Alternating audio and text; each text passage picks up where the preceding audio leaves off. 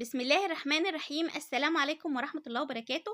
اللهم صل وسلم وبارك على سيدنا محمد. ازيكم يا حبايبي؟ عاملين ايه؟ يا صباح الفل عليكم. يوم جديد كده ان شاء الله من عند البط. ان شاء الله حلقة النهاردة هنتكلم عن البط بالتفصيل. البط المسكوفي ومميزاته ايه وعيوبه ايه، والبط البغالي مميزاته وعيوبه.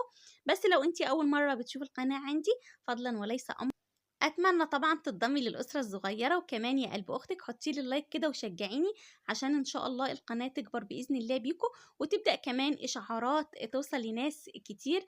فده طبعا ايه فضلا منكم يعني علينا. تعالوا بقى بصوا بقى النهارده ان شاء الله هنتكلم عن البط المسكوفي والبط البغالي. انا الصراحه جبت البط المولر او البغالي اللي بيقولوا يعني، سواء بغالي او مولر الاتنين واحد. في تربيتي في البط المولر، البط المولر بيكبر بسرعة جدا، ممكن تبدأي تذبحيه قبل ال3 شهور، بيزيد معاكي وحلو قوي قوي.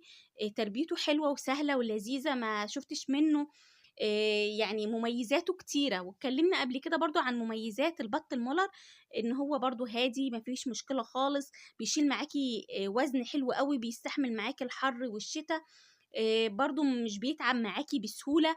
يعني من النادر ان انتي تلاقي البط المولر تعب، ولله الحمد عمري ما في بطة ماتت عندي ولا الكلام ده.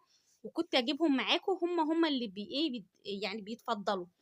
من النادر برضو ان كان بيجي عندي الافتراس. ليه بقى؟ لاني زي ما قلت لك انا كنت دايما بحب اشبع البط عندي. دايما لما بتشبعي البط عندك، ظاهرة الافتراس دي مش هتشوفيها. زي ما قلت لك ان شاء الله في حلقة النهارده هتكلم معاكي مميزات بقى البط المسكوفي ده ايه. اولا بس الاول عايزه اديكي نبذه بسيطه عن البط المسكوفي ده. البط المسكوفي هو شرس معاكي شوية، مش اجتماعي، ودي حقيقة. يعني فعلا هو من ناحية شرس فهو شرس معاكي، هو مش اجتماعي. وكمان هو صوته بيصدر صوت كده زي البح، صوته مش عالي خالص، عشان كده في برضو ناس بتسميه البط البح، لان هو صوته بيبقى زي المبحوح كده. يعني برضو لو حابة تربيه وبرضو ما يطلعش صوت وكلام من ده، لان طبعا في ناس كتيرة ما بتحبش البط اللي هو بيطلع صوت. دوت بالنسبة ان هو صوته ملوش صوت، برضو هادي جدا. طب مميزاته ايه بقى البط المسكوفي معاكي؟ اولا بيقاوم معاكي درجة الحرارة العالية.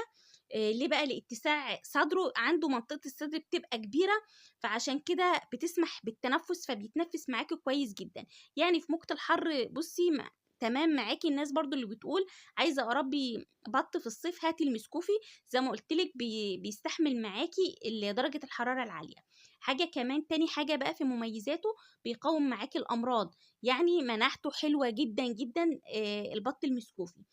تالت حاجة بقى ديت برضو اللي عجبتني في البط المسكوفي، انخفاض نسبة الدهون والكوليسترول فيه. يعني ولا الدهون مش عالية فيه، تاكلي منه كده زي ما تحبي. والكوليسترول برضو مش عالي فيه. تعرفين بقى البط اللي هو الفرنساوي والكلام ده كله، الصراحة هو بيبقى عبارة عن حتة دهنة كده، او عالي طبعا الدهون والكلام ده كله، فانا ما بحبش ان انا اجيبه خالص. انما البط المسكوفي والبط البغالي عسل عسل. والمسكوفي كمان في الطعم احلى من البغالي. وكمان زي ما قلت لك رابع حاجه برضو بيتميز معاكي بالطعم الحلو، هو طعمه حلو قوي برضو في الاكل.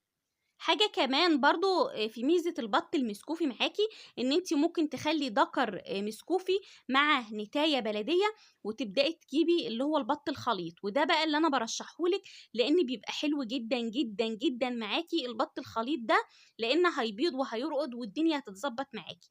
البط من النادر ان هو يبدأ يرقد معاكي. فالبط المسكوفي زي ما قلت لك هو مش اجتماعي كده، ومش بيحافظ على صغاره وكلام من ده كله، فهو مش بيرقد معاكي. فالاحسن ان انت تجيبي شويه بط مسكوفي على شويه بط بلدي، هتعملي احلى انتاج، وهيبقى عندك ان شاء الله سلالات زي الفل. شبعي بقى البط على قد ما تقدري. انا بدي علف تركيز 23 اول 25 يوم، وممكن اكمل للشهر، مفيش مشكله خالص عندي.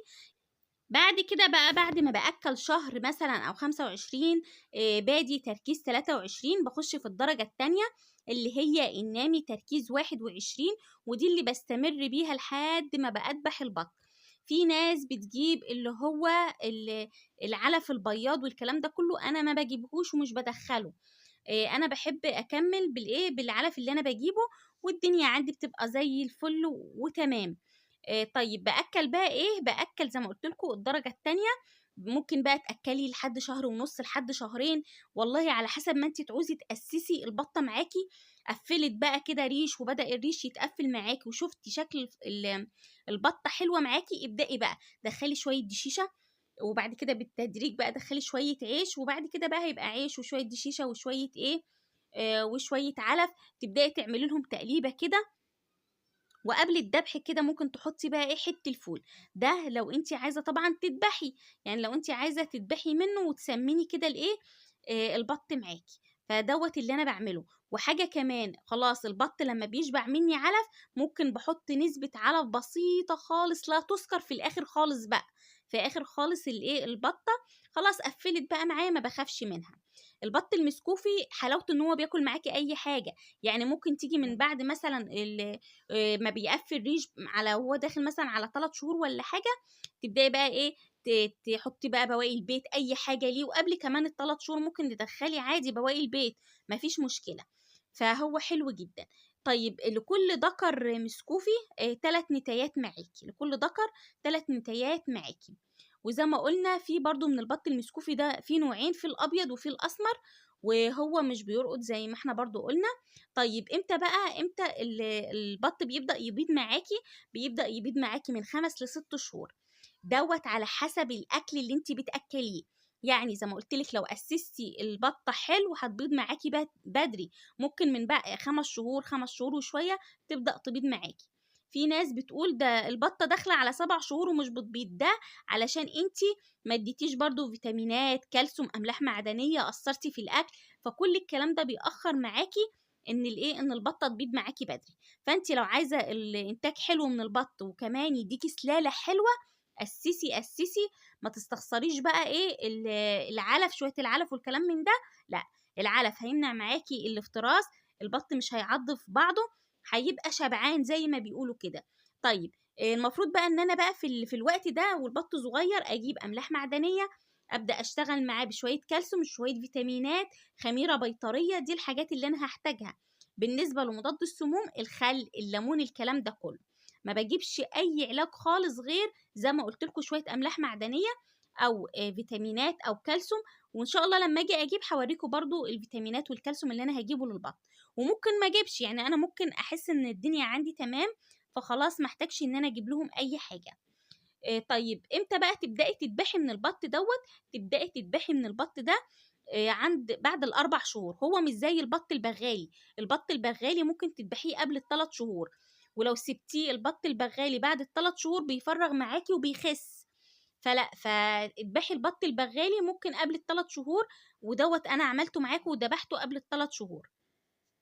البط المسكوفي بيتأخر معاكي شوية وطعمه زي ما قلت لك بيبقى مشابه كده للبطة البلدية، فبيتأخر معاكي شوية، فاستني عليه لما يكون نشف معاكي كده ابدأي اذبحي. ما تخليهوش برضو ازيد من كده النتايات والكلام ده، عشان هتبدأ تخس معاكي وتفرغ معاكي لو انتي عايزة تذبحي.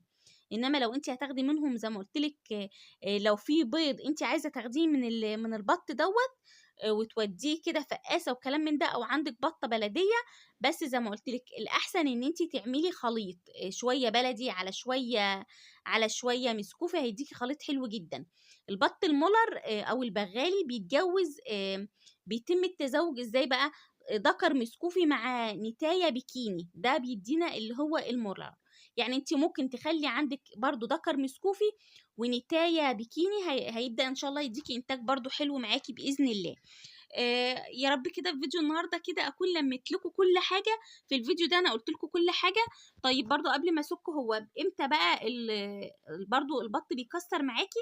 بيبدا يكسر معاكي على 5 شهور، خلاص يبقى كده تبداي ان انت تعرفي ان هو حلو قوي، ممكن تاخدي البيض بتاعه وتبداي ان انت عادي البطه ترقد بقى اللي هي البطه البلديه، وتظبطي كل حاجه باذن الله.